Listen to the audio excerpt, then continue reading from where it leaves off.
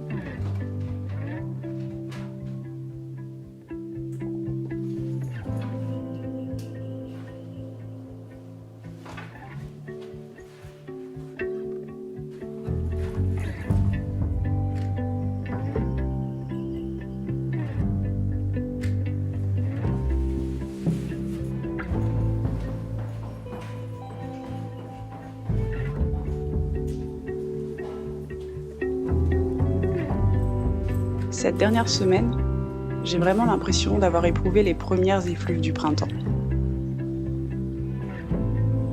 J'étais en ville et c'était vraiment chouette.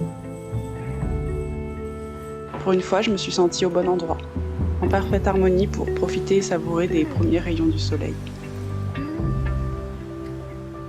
Il y a de ça quelques années, je sais très bien que j'aurais été malheureuse de ne pas profiter en pleine nature, que j'aurais eu l'impression de gâcher ce moment, de gâcher quelque chose.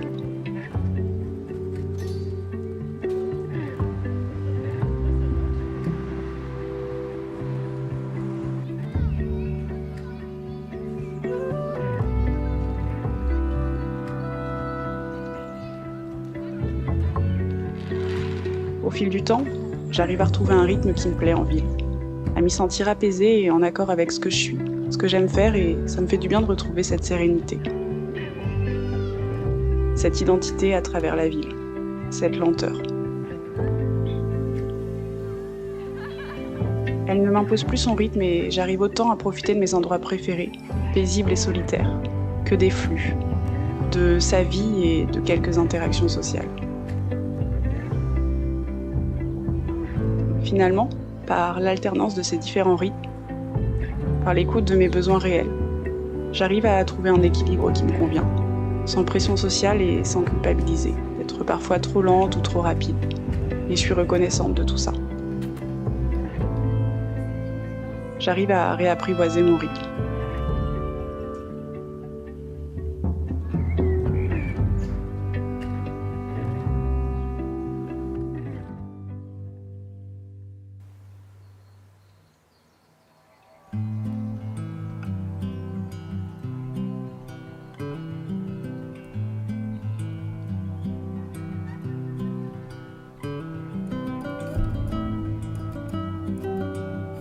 Je crois qu'au fond, toutes ces histoires de rythme et de lenteur ne sont simplement qu'une conception de la société, qui nous impose un rythme défini.